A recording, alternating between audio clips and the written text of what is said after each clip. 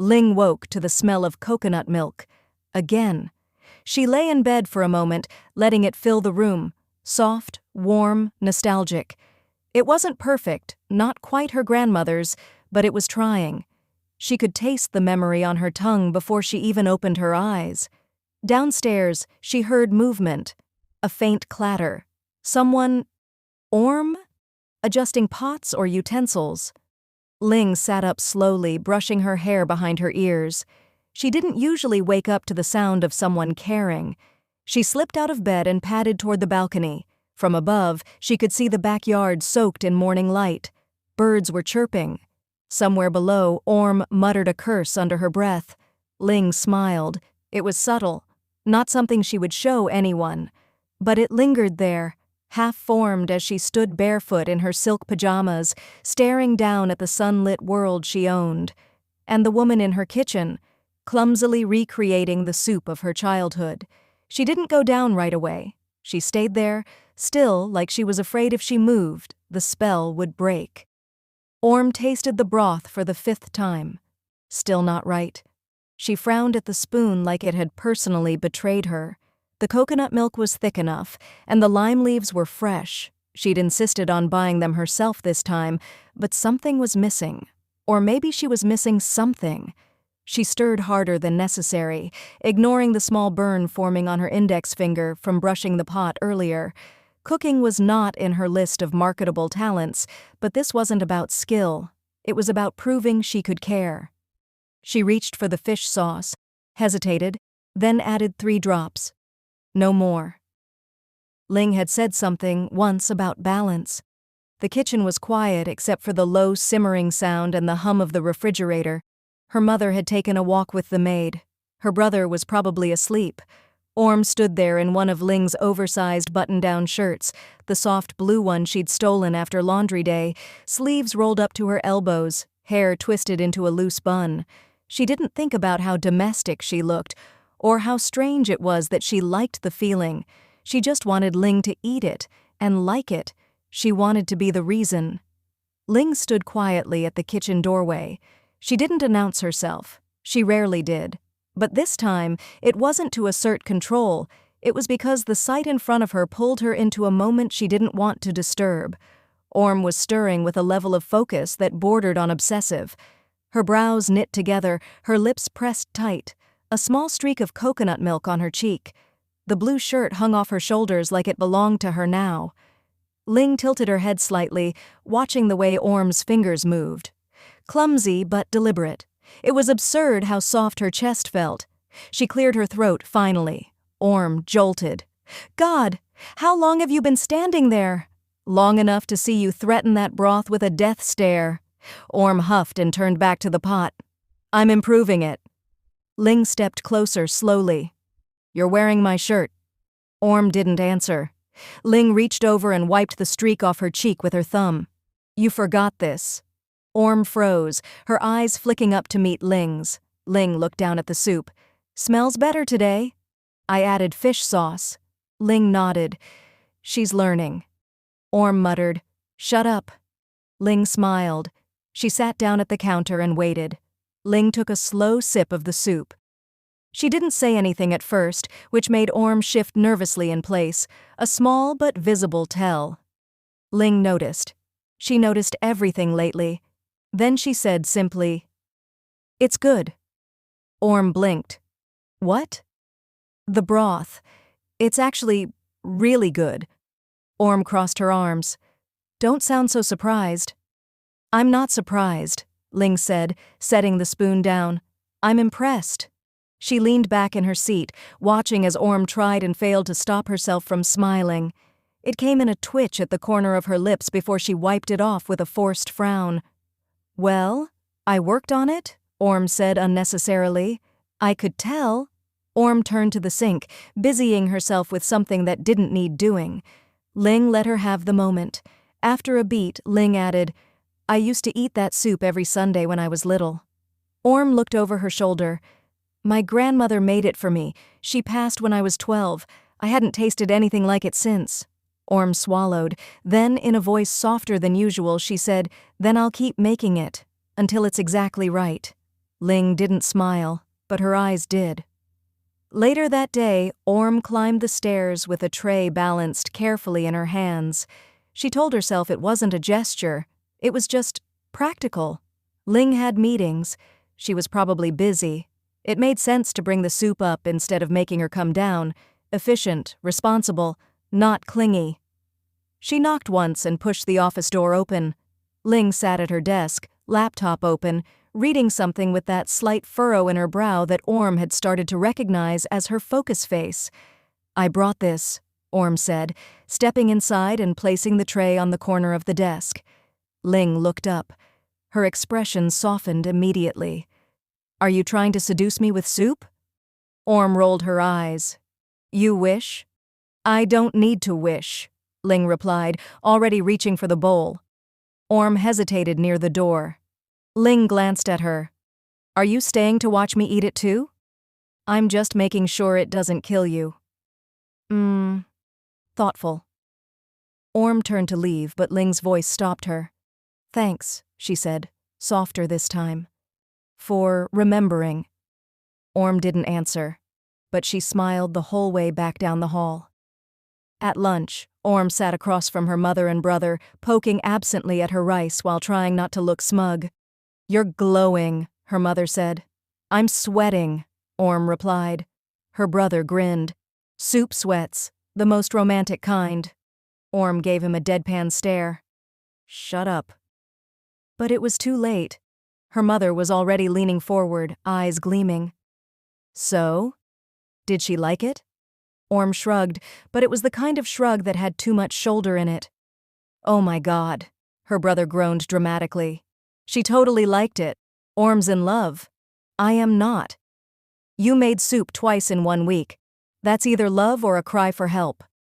Orm shoveled rice into her mouth to shut him up. Her mom tilted her head. "She said thank you again, didn't she?" Orm didn't answer, which, in this household, was as good as a confession. Her brother put a hand over his heart.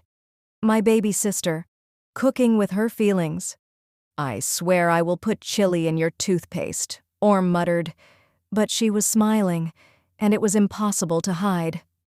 The evening stretched long.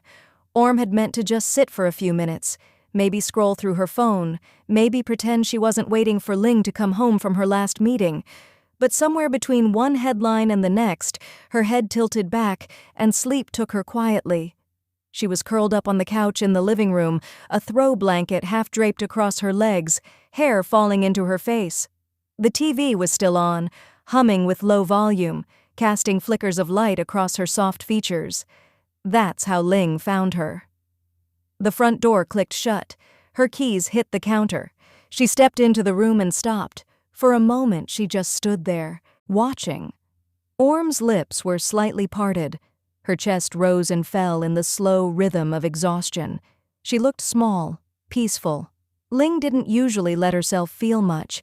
She'd been taught to push through softness, to fold it away like laundry, neat and forgettable. But this unguarded version of Orm? It knocked the breath out of her a little. Quietly, Ling stepped closer and knelt beside the couch, just looking at her. And then she reached for the blanket, tucking it higher. "Orm," Ling whispered, brushing the hair from her face.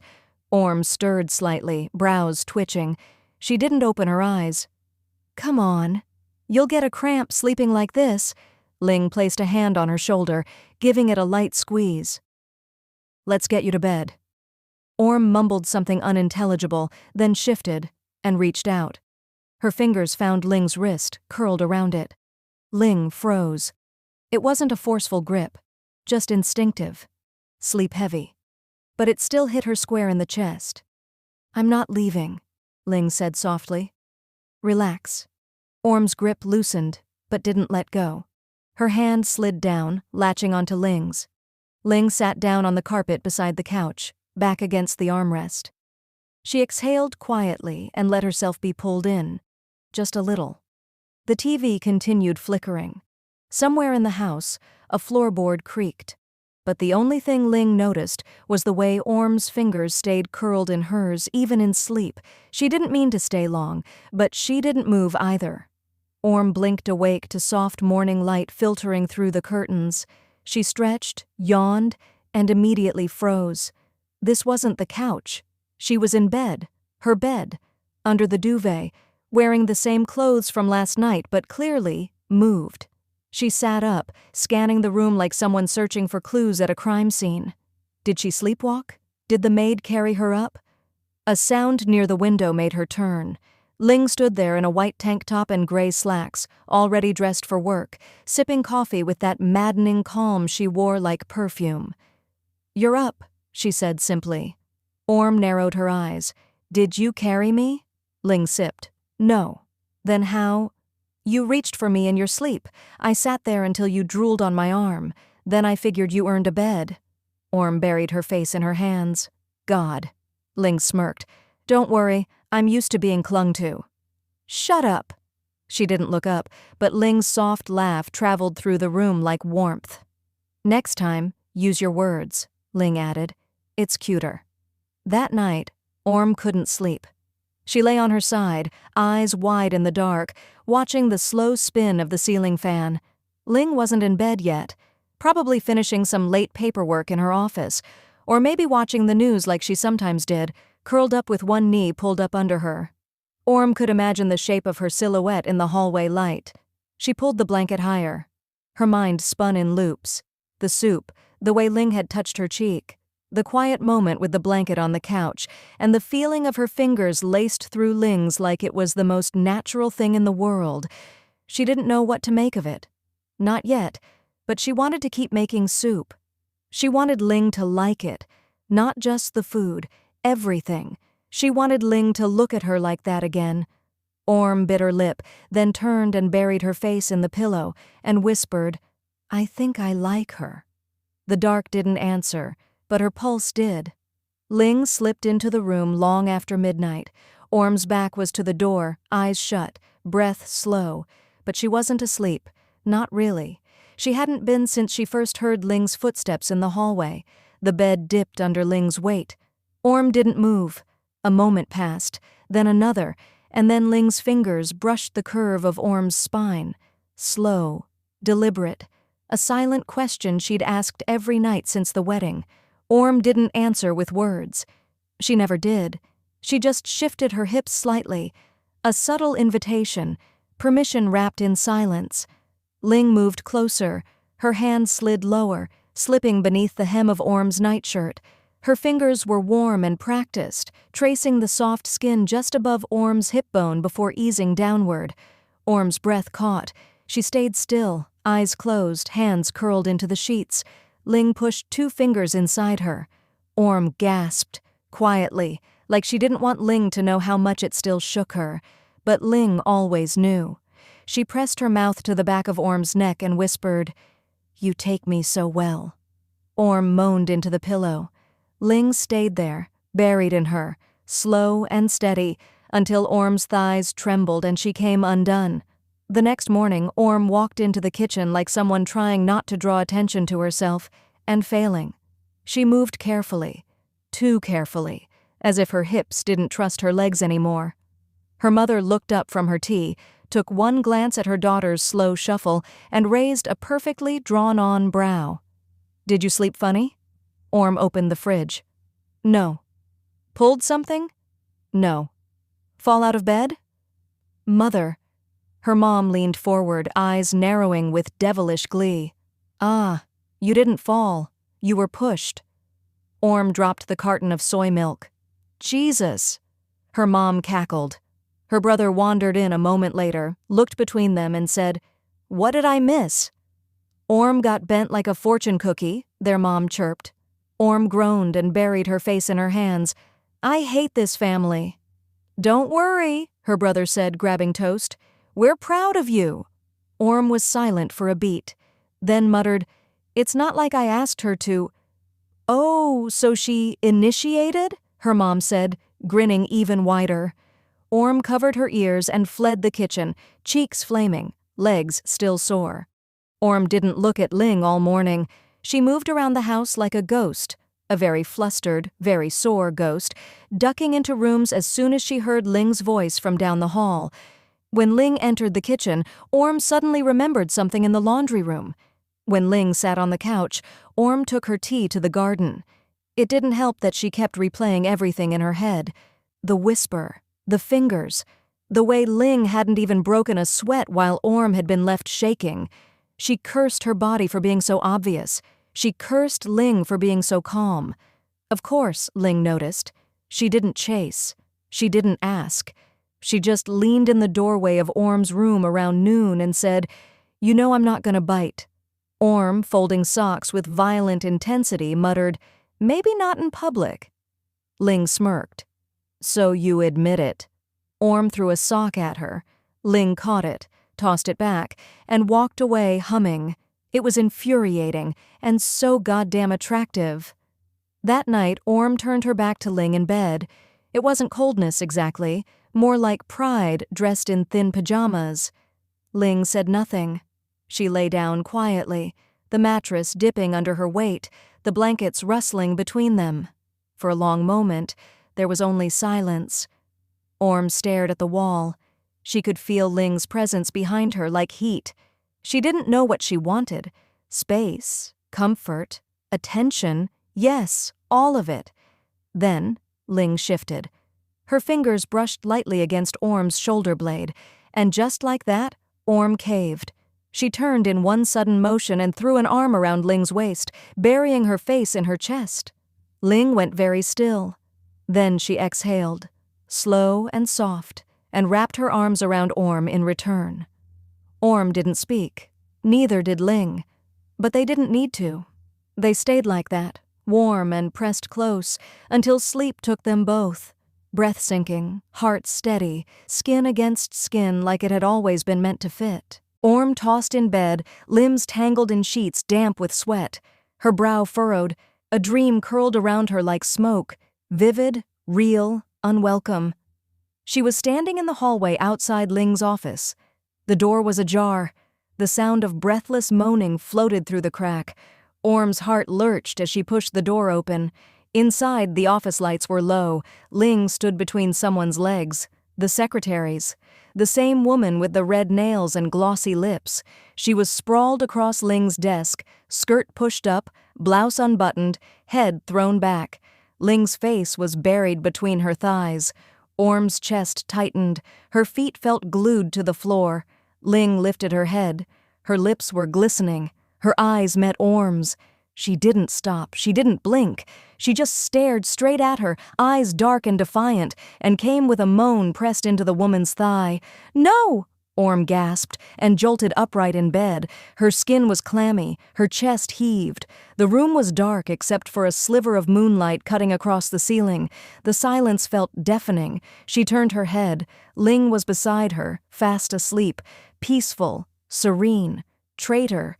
Orm glared at her. "You bitch!" and smacked her on the shoulder. Ling shot awake. "What the hell? You cheated on me." Ling blinked. "What?" "In my dream."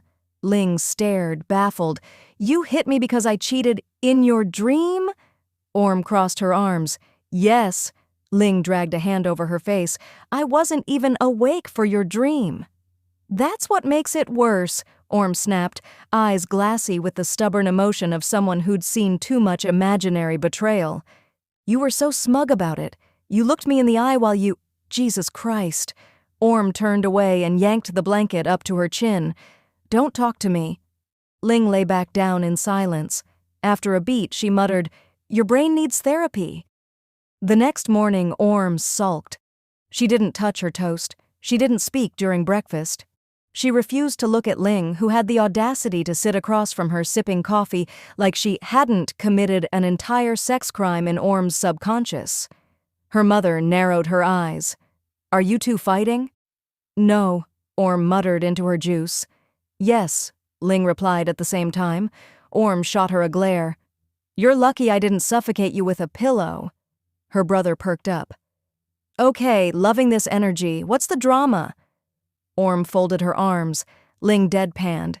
"She dreamed I cheated on her and woke up swinging." Her mom blinked. "Cheated?" "In the dream." Ton burst out laughing. "You hit her for dream sex?" Orm slammed her cup down. She was eating out the secretary on her desk. Ton wheezed. Dream desk sex? Oh my God. I'm traumatized. Her mom leaned forward. Wait, the red lip one? Yes, her mother nodded. She is pretty. Mom, Ling smirked over her coffee. Glad someone appreciates my taste. Ling. Orm looked like she might burst into flames. By lunchtime, Orm was still in silent protest mode, trailing Ling around the house like a haunted doll, pouting at invisible injustices. When she entered her room after a long bath, something sat on the pillow. A stuffed animal. A small, very soft, ridiculously cute penguin, plush with a ribbon around its neck. A note was tied to its flipper. I'm sorry for cheating in your dreams. I'll be more faithful tonight. Orm stared at it, then hugged it to her chest. That evening she sat on the couch, squeezing the penguin and sulking into its soft head.